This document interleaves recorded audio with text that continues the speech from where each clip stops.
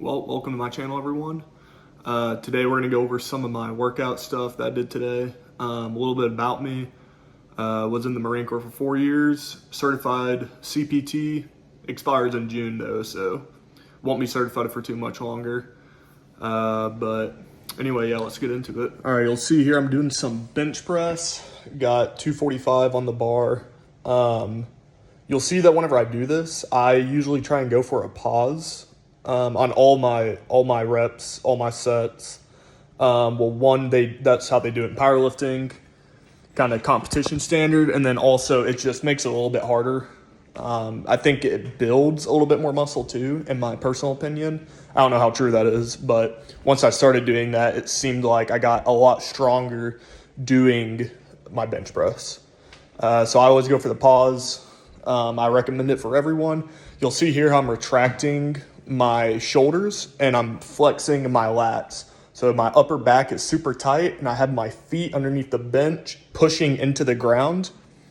That kind of helps you stay super stable. And then as you're pushing up, you're going to push through your feet too, right?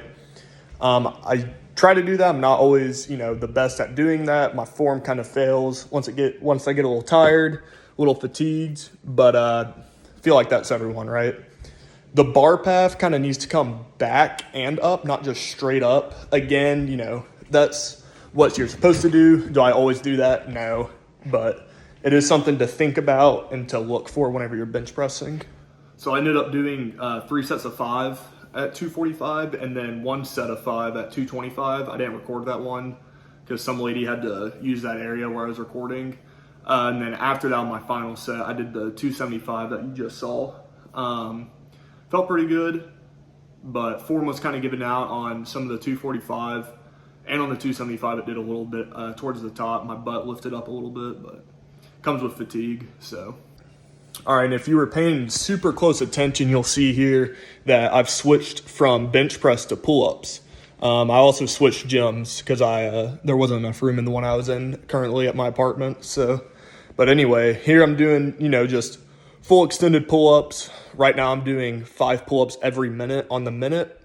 I did that for about 10 minutes, and then I switched over to 6 pull-ups a minute every minute, and I did that for 10 more minutes. So something to really focus on when you're doing your pull-ups is getting that full stretch at the bottom for your lats.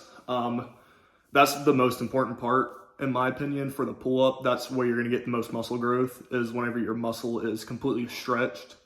The top is very important, obviously, too, getting a full contraction, getting your chin above the bar, but make sure you're going all the way down, flexing your elbows out. Very important for the pull-up, really for any back exercise too, especially for the lats. So try to just make sure you're going all the way down. If you need to, even take a half-second pause at the bottom. You'll feel a nice deep stretch and then get another pull-up then, so. All right, moving on to the single arm pull down. Usually this is with the cable, but I did not have a cable available at my gym. So I'm improvising using a resistant band, all right? Kind of like with the pull up, you want that stretch in the lat, and you're gonna find that at the top with the cable, not at the bottom, how like a pull up is. But with the resistant band, there's not much of a stretch at the top because there's less resistance with the band not being stretched.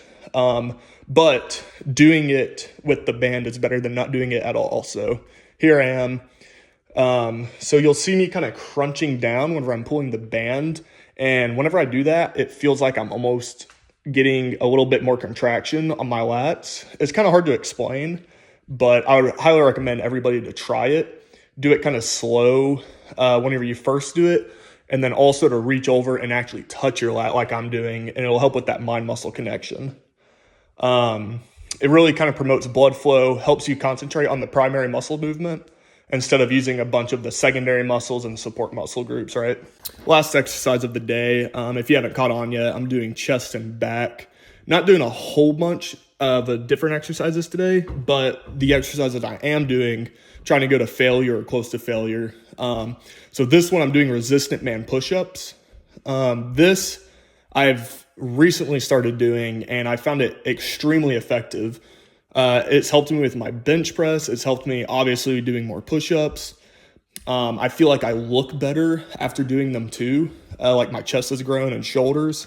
But I mean, I just highly recommend this movement for anybody. If a resistant band is a little bit too hard for you, just do normal push-ups. That's fine. Once that's easy enough for you, move up, do a small band, and then move your way up to where it's the thicker, stronger bands. It's kind of hard to set up sometimes. You'll see that in this first video, the band in the back is pretty floppy, so I only have resistance from that top side of the band. In the second video, I kind of fixed it, but it's still not perfect. But, I mean, it's still a great exercise. I recommend it for everybody. Got berries, Fairlife milk, some ISO protein powder. It's the post-workout of champions right there.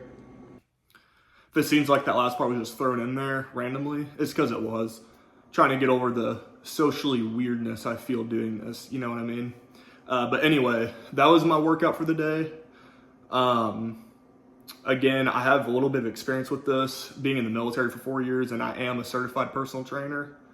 But I hope that this video helped anybody who's interested in working out. And I hope I kind of showed people that just because you don't have some of the equipment, you can still adapt and kind of make up your own movements a little bit with what you got, and you can still get a good workout in.